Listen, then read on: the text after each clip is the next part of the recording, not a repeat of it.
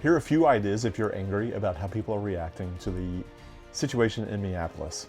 This video is not about who's right, who's wrong. This video is not about my position and all that. Yes, I have strong opinions. This video is like, man, what do we do with how other people are reacting? So here's the first idea. If you follow Jesus, you are called to love your enemies. And if the only thing that makes sense for you is to pray like a real, genuine, heartfelt prayer for them, man, pray for them. The second thing is, man, be thankful that we live in a time and place where you can post your thoughts on social media and they can post their thoughts and we can hate what each other say, and we have that right. You get to argue your ideas, they get to argue their ideas, they can be a buffoon, you can be a buffoon. It'd be way worse if we lived in a society where we were not allowed to challenge ideas and argue about these things. So there is some silver lining in the fact that we're all arguing, okay? All right, here's the third thing. It is wise to learn from one another. I'm not saying both sides are right. We can still learn from people who see this differently. The fourth one is like, man, find some way to be helpful in this situation.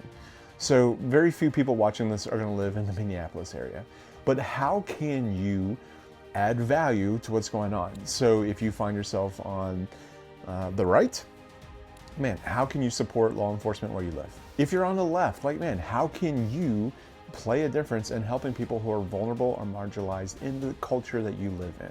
Hey, how could you actually go help somebody who has physical needs right now?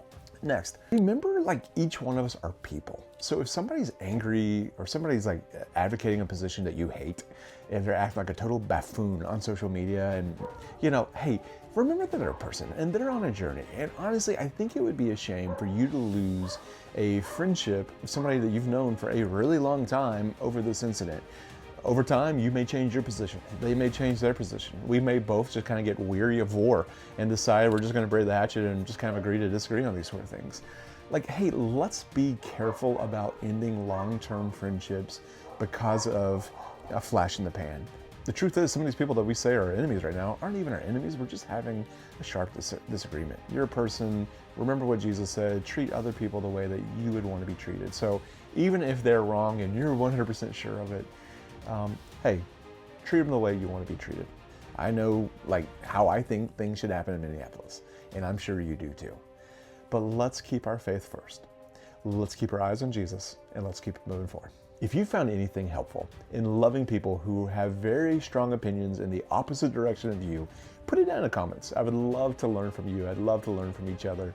I'm hey, how are we navigating this very intense, very volatile situation in a way that honors Christ and loves our neighbor as ourselves?